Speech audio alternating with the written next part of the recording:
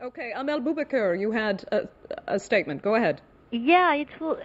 I mean, it will be absolutely unfortunate if the interesting issues that this discourse is raising, such as the fight against terrorism and radicalization, which should be a common fight. I mean, between again Muslims and non-Muslims, observant and non-observant Muslims, and so on. It will be absolutely unfortunate if this issue became a kind of argument for people to make more Islamophobic statements or to show with their finger the Muslim communities as threatening communities for European or French values, because it's not the case. And we have a lot of interesting and successful cases of Muslim integrations, even observant Muslims who are fully integrated to their European secular societies. But it is true that to answer your first question, that it's also fashionable in some way to speak about Islam as a problem. I think personally that Islam is never a problem or a solution, actually. It's just that Muslims are maybe facing some concrete and timely issues around the question of violence and terrorism. But we should also not forget that they are, in the majority of cases, the first victims of it. Irshad, did you have a comment? That's right.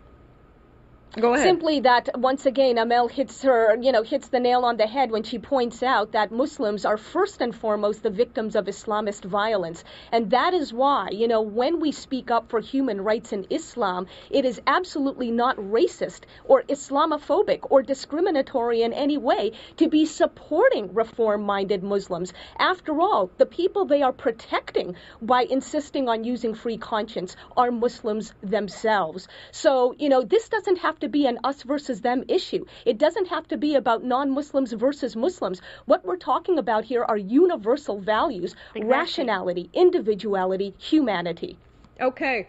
Abed Ayoub, I'd like to ask you a specific question since you are a legal advisor yourself. I know you have a concern with if you start calling for the taxpayer-funded protection of people who speak on more radical or extremist terms or otherwise. Where do you draw the line? What kind of precedent does it set? Expand on that, if you will. What are your legal concerns in this issue? My concerns are, and I'll put any religion aside, let's just say, hypothetically speaking, in 10 years you get an individual coming out and speaking against Buddhism and Buddhist. Is he going to be expecting the same sort of security? What if individuals just start speaking, shooting off the hip and demanding this support? Where do you draw the line on how much you're going to give, where you're going to give, and who's protected? Well, let's say hypothetically speaking, yes. Are the Buddhists trying to kill him? In our own hypothetical world. Well, it's a real big hypothetical. In our hypothetical world. Well, that's why we're speaking in hypotheticals. So if the Buddhists are trying to kill him, if anybody's trying to kill him, where do we draw? Where do we draw? My question is where do we draw the line? Well, we draw the line at a real threat.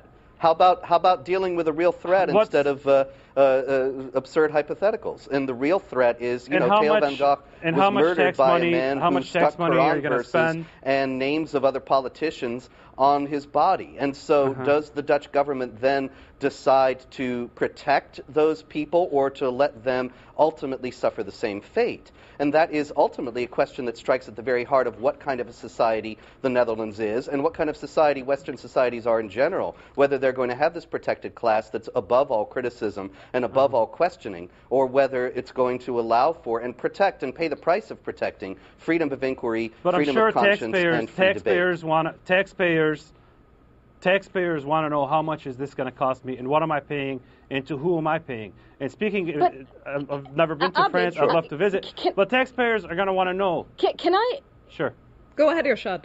Can I use a quick analogy here? Because, Abed keeps focusing on taxpayer money. Well, Abed, do you believe that violence against women is wrong? Do you believe, for example, that a woman who is in an abusive marriage where her husband has actually threatened her life deserves to be protected by the police? Would you say that she deserves that protection even at the cost of the taxpayer?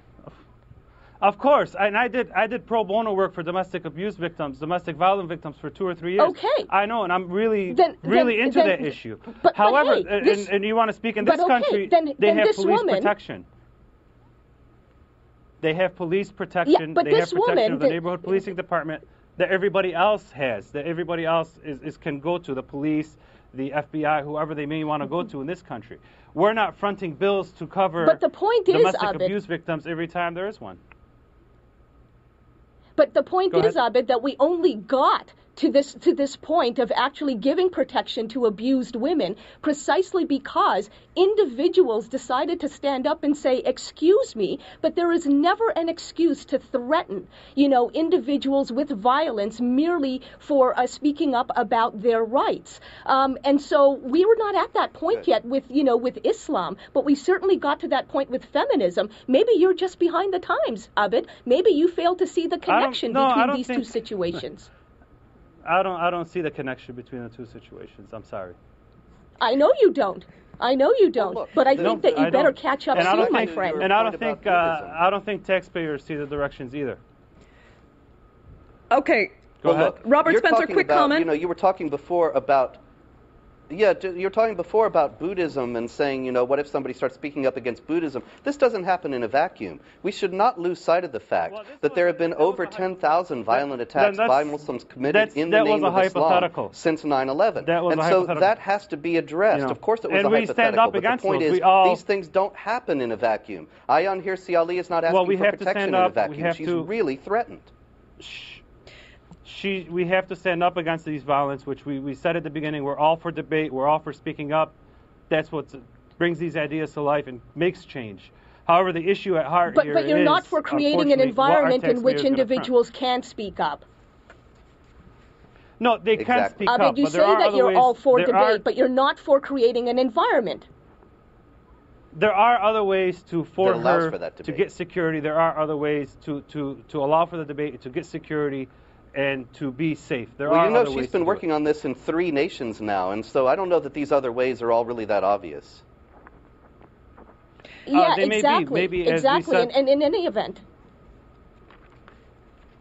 You know what? I'll tell you what. I'm going to interrupt at this point because we're down to actually our last minute. And Irshad, I'd like to close with you because you talk about this woman specifically, Ayaan Hirsi Ali, bringing something into debate, bringing Islam into the forum of debate, calling for change.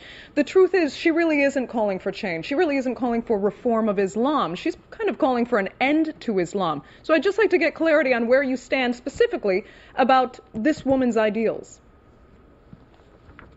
I think that she contradicts herself, and I'm the first person to acknowledge that, Andrea. Again, I speak from within Islam when I say that I do believe that Muslims can be reformed, and like Amel said, Islam is what we make of it. But the point simply is this, that when more individuals, break deadly silences, that gives other reform-minded Muslims the permission to speak up as well, because then they know that they are not alone. They know that they can be faithful and thoughtful at the same time. And that is the point that we need to reach. Whether it's Ayaan doing this, whether it's Irshad Manji doing this, whether it's Amel doing this, or Robert Spencer, everybody needs to get on board about the need for debate. And what Abed is saying is that, sure, debate is great, but we can't create an environment in which it can happen. That is fundamentally contradictory and unacceptable in a free society. Okay, Irshad Manji, I'm going to let you have the last word because unfortunately we are completely out of time for this edition of the debate. I'd like to thank our panelists so much for joining us tonight. That is all for this edition. Another tomorrow. Do join us then. Bonsoir.